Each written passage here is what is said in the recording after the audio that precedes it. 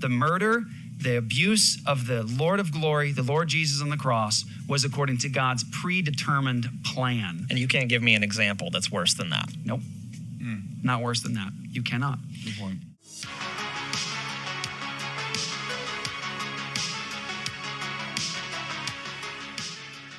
Calvinism states that every event in the history of the world is predestined. Well, that's what the Bible teaches.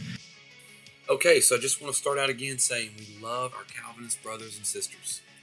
And no part of this is supposed to cause division between believers. Okay, we're just trying to discuss the things that we disagree on. Like iron sharpening iron is the way I think that we should look at this. We should be able to disagree with one another without being disagreeable. Calvinist and non-Calvinist alike agree on many essentials in the Bible. We're just trying to discuss the things that we disagree on, okay, in love. I was a Calvinist for 18 years, so I understand where you're coming from. All right, any Calvinists that may be watching this. And I just think it's interesting that this Mormon, Jeff Durbin's reading an article in this video clip from a Mormon, and I think that it's so interesting that even this guy is recognizing the inconsistencies in Calvinism. And it just goes to show that it doesn't matter who's asking these questions. It doesn't matter if it's a Christian, a Mormon, or an atheist. Okay, the question still remains. The inconsistency still remains. Now, Jeff Durbin just got through saying that the Bible teaches that God predestines every single thing, which of course we as non-Calvinists would contend with. And so obviously that begs the question. But I'm not going to get off on that right now, because I have some really great quotes from some leading Calvinists that I want you to see. I just want you to watch this small part of this clip and listen to what what is being said in the article and Jeff Durbin's response to it. And then I want to test Jeff Durbin's response. I want to fact check his response against leading Calvinists and against leading Calvinists throughout history, actually, and let you decide for yourself if he's giving a legitimate answer or if he's just using fallacious arguments and distractions to distract the audience, his audience, away from the fact that he doesn't really have a good answer to these challenges. So just listen. And that God specifically created each person to go to heaven or hell. That no individual has free agency. We've already debunked that. But all of their choices and intentions were designed by God to do so. Sorry, that's a lie. People are responsible for the sin that's within their own hearts. God is sovereign even over that sin, and they don't thwart their God. And their punishment of hell is just a reaction to their actions in which God imposed upon them. Lies. Kwaku, you're lying. This is pure false witness. Okay, so Kwaku is simply saying in his article that God determines, according to Calvinism, that God predestines everything. Jeff Durbin conceded that and said that's what the Bible teaches. And then he goes on to say that God determines who will go to heaven and who will be separated from God for eternity, which of course is the Calvinistic doctrine of unconditional election. And then he says that these people will be punished for doing something that God determined that they would do, okay? That God determined that they would desire to do, in other words, on compatibilism. And Jeff Durbin's response is, you're a liar. You're a false witness. Just listen. And I want to say this, that the one benefit of this, Kwaku, I'm going to say this to you gently. The one benefit of you writing articles like this is that it leaves behind a public record of ignorance, a long-term public record of ignorance that you just do not know what you're talking about.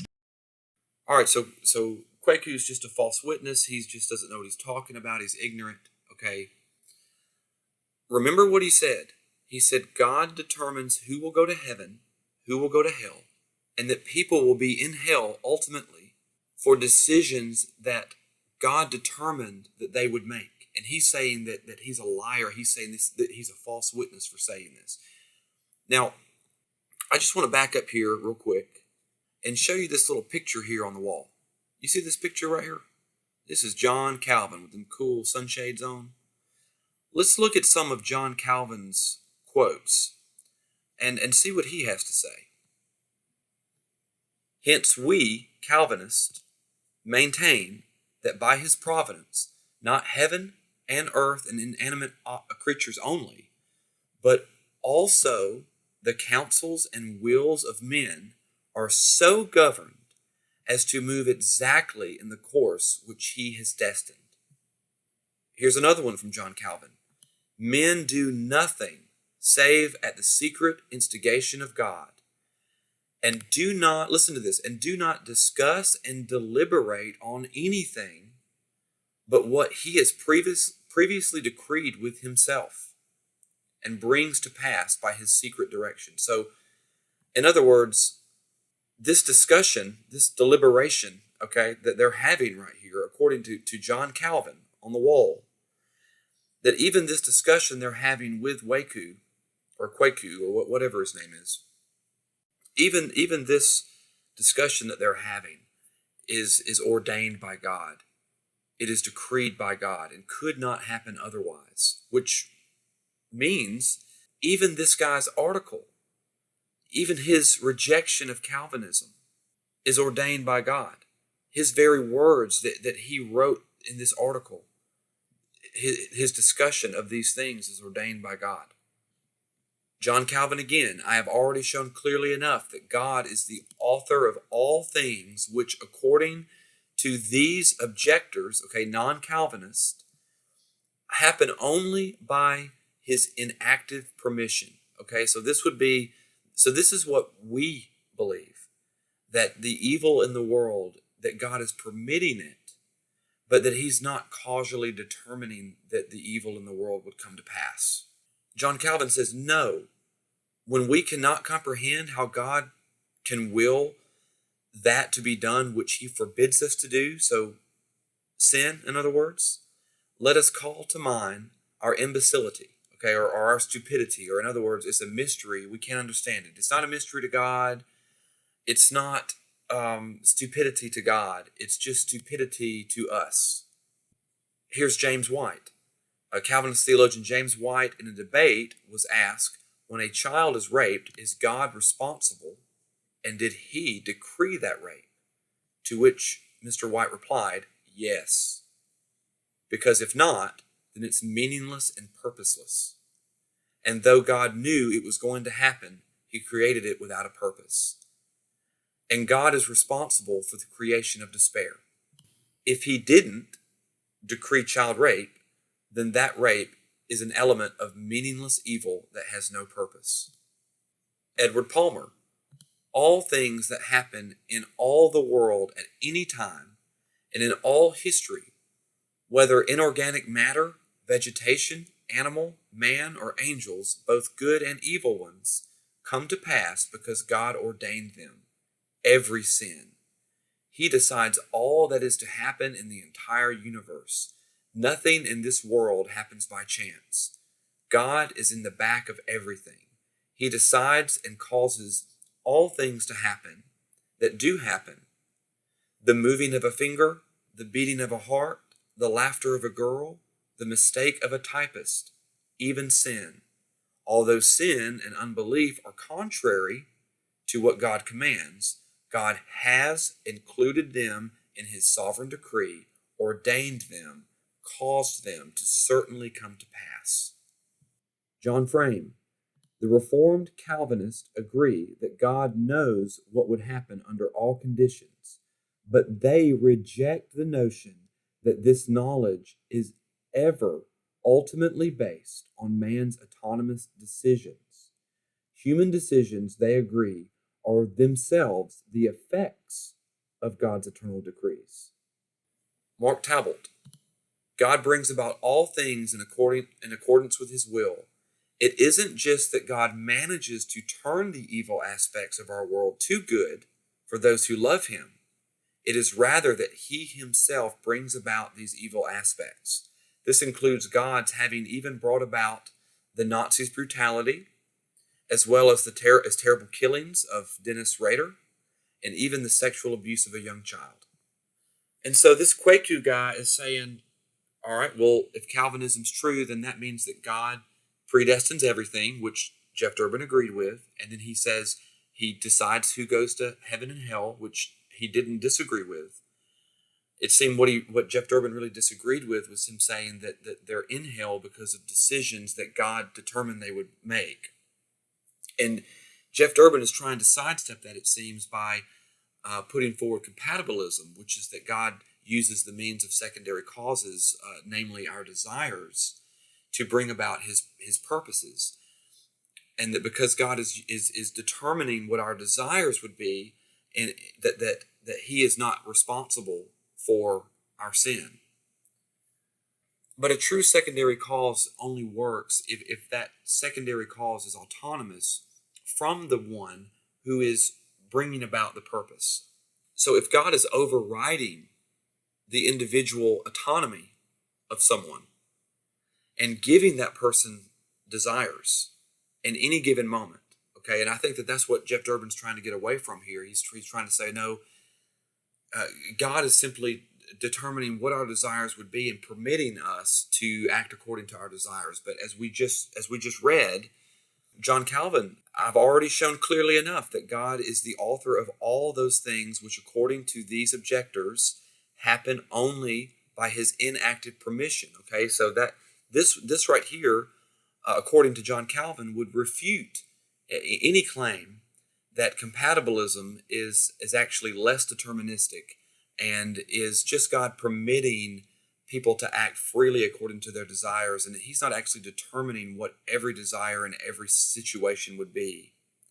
That someone would murder with a knife instead of a gun, or that someone would rape instead of steal, but that he's just permitting us, just inactive, giving us permission to do these things. And according to John Calvin, that's just not true. He says, no, when we can't comprehend how God can will that to be done, which he forbids us to do, let us call to mind our stupidity.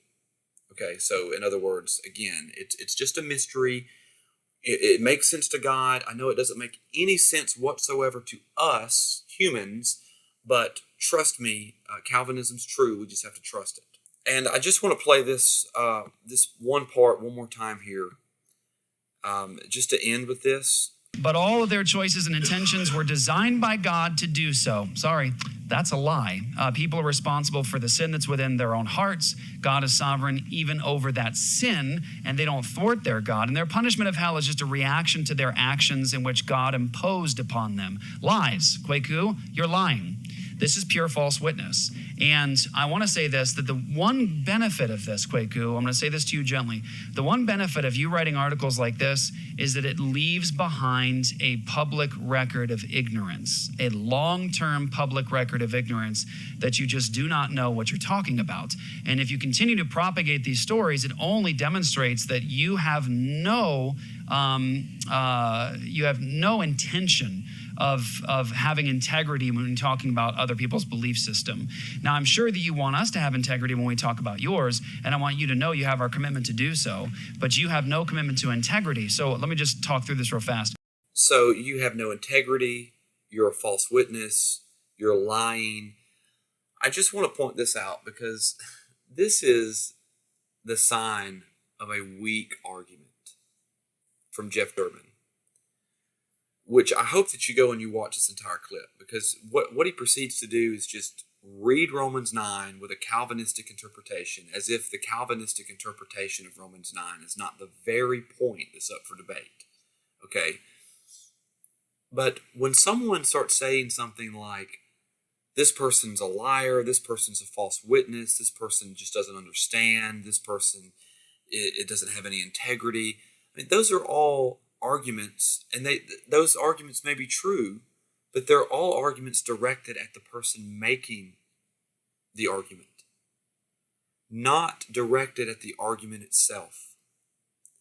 And when the only thing you can produce, Jeff Durbin, is to read Romans 9 and the Calvinistic understanding of that as an answer to this obvious logical contradiction that Calvinism produces, you're not really answering anything. You're not really saying anything.